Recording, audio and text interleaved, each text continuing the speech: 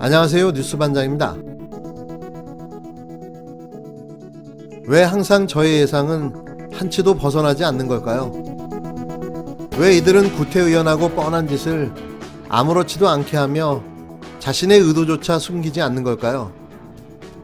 결국은 자신들이 원하는 것이 바로 그것이었다는 걸 도통 숨기지 않는데요.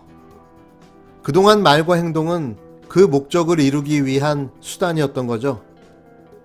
열등감 관종 오영재, 김경률, 진중권, 서민, 권경애, 강양구. 부러우면 지는 걸 알면서도 조국 백서를 부러워한 나머지 조국 흑서라는 얄팍한 마케팅을 동원해 한몫 잡아보겠다며 갑툭튀한 이들이 결국 그 본심을 드러내기 시작했습니다. 제일 첫 번째로 마각을 드러낸 이론은 김경률 회계사였는데요. 그는 4일 국힘당 청년정책 자문특별위원회 위원으로 합류한 것으로 알려졌는데요. 결국 이러려고 온갖 생쇼를 다 한 거죠. 그의 목표는 국힘당 비례대표였던 걸로 보여지는데요. 아니, 그가 일찌감치 밝힌 대로 그는 차기 대권을 노리고 있었을지도 모릅니다. 청년정책 자문특위는 국힘당이 내년 서울시장 등 보선과 내후년 대선에 조직 내 젊은 구성원의 아이디어를 반영하려고 만든 특위인데요. 참여연대 출신 김 대표는 작년 조국 사태 이후 문재인 정부의 등을 돌린 대표적인 가짜 진보 인사입니다. 김 대표는 다만 정책자문 보고서 검토 등의 비공식 자문 역할을 하겠다고 밝혔는데요. 국힘당 비상대책위원회는 지난달 21일 회의를 열고 김 대표 등을 위원으로 한 청년정책 자문특별위 임명안을 의결했습니다. 참여연대에서 경제금융센터 소장을 지낸 김 대표는 지난해 조국 전 법무부 장관 일가 의혹을 두고 참여연대가 조 전 장관을 옹호하자 이를 공개 비판한 뒤 참여연대에서 물러났는데요. 김 대표는 올해 1월 국힘당 초청 강연에서 조 전 장관을 옹호하는 세력을 보며 광기를 느꼈다. 진보가 망했다는 생각이 든다. 조국 사태는 무능한 진보가 부패할 수 있다는 것을 보여줬다고 주장하기도 했습니다. 김 대표는 현재 횡령 배임 준사기 등 8개 혐의로 불구속 기소된 민주당 윤미향 의원 사건을 두고 탈세 의혹을 연일 제기하고 있는데요. 이런 그가 자신의 꿈을 이루기 위해 국힘당에 입당했습니다.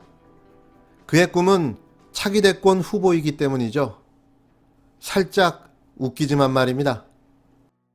파도 끝이 없습니다. 역대급 비리 주크박스 국힘당 박태흠 의원 이야기인데요. 매일같이 하나씩 추가되는 그의 비리는 이명박을 뛰어넘는 역대급 빌런의 등장을 예고하고 있습니다. 과연 그 끝이 어디인지 궁금하기까지 한데요. 2018년 국회 국정감사에서 서울교통공사의 채용비리 의혹에 대해 신적폐 등의 용어를 써가며 강력히 비판했던 박덕흠 무소속 의원이 과거 대한전문건설협회 회장 등을 지낼 때 조카와 출신학과 교수의 딸, 입찰 담합을 대행한 일가 소유의 건설사 간부 아들, 전 서울시 공무원 등을 협회에 입사시킨 것으로 드러났습니다. 한마디로 부정채용 비리까지 자행한 거죠. 4일 한겨레의 단독 보도로 확인된 내용은 실로 충격을 자아내고 있는데요. 박 의원이 전문건설협회 회장을 맡았던 2010년께 친형인 파워개발 박모 대표의 아들이자 박 의원 조카인 박모 씨가 중앙회 사원으로 채용된 것으로 확인됐는데요. 박 씨는 2018년 무렵에 퇴직했습니다. 전문건설협회 직원 평균 연봉은 중견기업에 준하는 것으로 알려졌는데요. 박 의원 일가가 운영하는 건설사 간부의 자녀도 2011년 직원으로 채용됐습니다. 이 직원은 2008년 서울시 취수장 공사에서 박 의원의 지시에 따라 입찰 담합을 한 해영건설 손모본부장의 아들로 현재 중앙회 기술관리부에 재직하고 있는 것으로 확인됐는데요. 확인된 것만 이 정도니 얼마나 더 많은 비리가 있을까요? 이 정도 되면 사퇴를 하는 게 옳은 선택으로 보여지는데요. 왜 이토록 버티고 버티는 걸까요? 아시겠지만 그건 불체포 특권 때문이죠. 이 정도면 진작에 구속됐어도 구속됐어야 맞는데요. 국회의원이기 때문에 저러고 버티고 있는 거죠. 정말 인간적으로 사퇴해야 합니다. 그게 적어도 국민 앞에 최소한의 양심과 예의라고 생각하는데요. 박덕흠 의원, 그만 물러나시기 바랍니다. 왜 문 대통령께서 나오셔서 국민의 말씀을 듣고 잘못된 것을 고치려고 하지 않고 경찰을 앞세워서 이렇게 철통 같은 산성을 쌓는 것입니까? 국민이 그렇게 무섭고 겁먹은 것입니까? 부디 한글날에는 문 대통령께서 직접 나오셔서 국민의 말씀을 듣고 본인의 생각을 밝혀주기를 부탁합니다.